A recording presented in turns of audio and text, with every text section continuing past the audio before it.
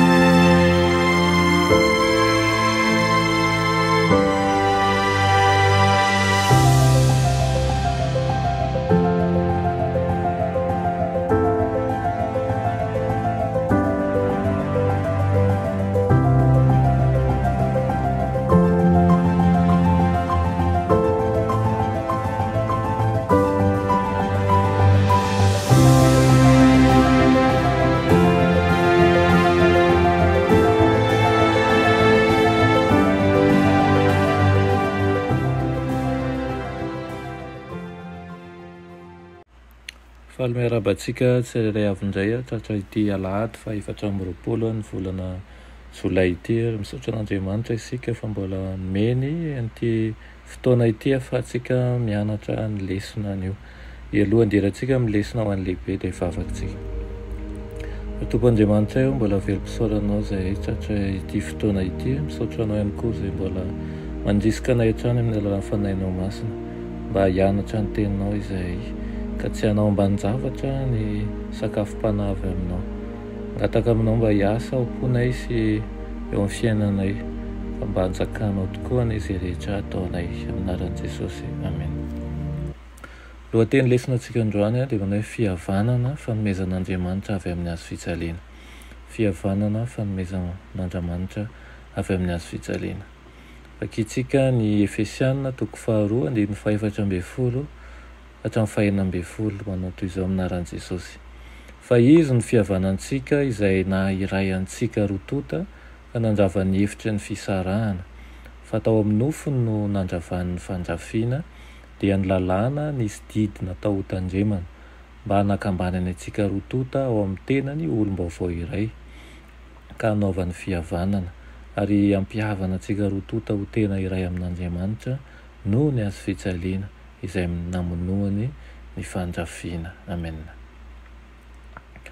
Ao amin'ny tontolo kevitry ny andalana dinitsika amin'ity herinandro ity ny Efesianina 2:2 ary dia tombontsoa telo lehibe no entin'ny hazo fijaliana ho an'ny mpino. Voalohany ny jentilisa izay lavitra an'Andriamanitra sy ny vahoakany dia nampanakekeziny mba ho tonga zanaka lahy sy zanaka vavin'Andriamanitra ary rahalahy sy anabavin'ireo jiosy mpino ihany koa.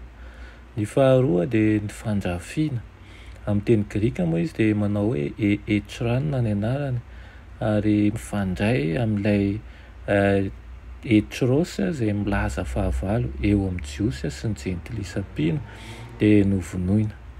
Nofoanan'ny hazo fijalian'i Kristy izay rehetra mety ho fifandrafiana sy ady raiky tapisaka izay nampifahavalo ny jiosy sy ny jentilisa.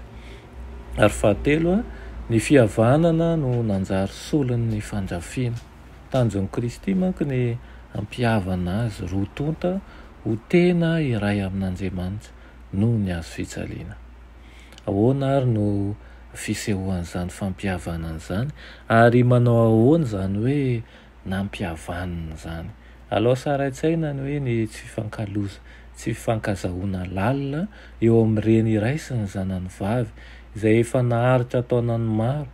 Sainy hoe nisy onjam-pahasoavana sy famelan-keloka ary fampihaonana azy mianaka. Nandevona izany loloboy izany. Izany no atao hoe fampihavanana. Ny fihavanana dia rehefa ilaozan'ny membre iray ao am-piangonana izay rehetra mety ampisara-bazana ka raisina toy ny rahalahy na nabavana na nadahy na rahavavy malala ilay membre iray hafa izay manaiky an'izany tontolo tanana izany. Tsy mandeha ho azy na baiko ny lalàna ny fihavanana ny fifandraisan'olon-droa izay manome lanja ny famerenana amin'ny laoniny ny fifandraisana tapaka. Azon'ny Paoly antoka ny asa mahery nataon'i Kristy teo amin'ny hazo fijaliana izay miatrika amin'ny fifandraisana tsy ny eo amin'ny tsirairay ihany fa eo amin'ny samivondrona koa.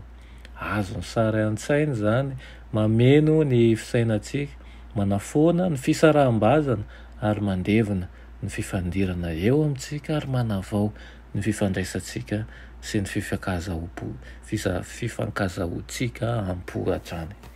Ny lesona androany dia mitaona antsika mandrakariva mba ho mpampiavana tokoa ny isika tahaka n'ilay efa nampiavana antsika ho amin'ray. Mety misy ny tsy fifankazahoan-kevitra, mety misy ny zavatra izay tsy ekentsaina amin'ny maha-olombelona, kanefa aoka hanana toe-tsaina ny mpampiavana isika ka ho iray ao amin'ny Kristy. Lanitra iray ihany ny tanjontsika fa tsy toerana samihafa maro, ary ilay niantso antsika izanany dia mpampiavana tokoa, fa sambatra ho izy no mpampiavana fa izy natao hoe zanak'Andriamanitra. Dia mba ao aminao tokoa ny izany teny izany anio. Raha ilay masina tsara indrindra misaotra anao mbola mamerina izany indray ao an-tsainay sy ao am-ponay, mangataka aminao izay mba omenao anay ny rehetra mba ho mpampiavana tokoa izay fa tsy ho mpampisaraka, ary aoka ianao no ivo ny fifalianay sy ho ivo ny fitiavanay mandrakariva. Mangataka ny fanainao masina izay mba hiasa ao anivon'ny tokantrano rehetra izay efa anjakan'ny fisarahana ankehitriny, mba ianao ilay fampihavanana hitoetra eo anivon'izy ireo ka hampihavana azy mandrakariva. Mangataka ihany koa izahay mba hiasanao koa anivon'ny fiangonana izay efa misaratsaraka ka anjakan'ny Satana ho amin'ny fisaratsarahana. Fa aoka ianao Tompo ilay fampihavana ny tsirairay avy ao aminao ka ho amin'ny tanjona iray sy tontolo-kevitra iray tahaka nandrahanao an'ireo mpianatra ho fahiny. Amin'ny anaran'i Jesosy, amen.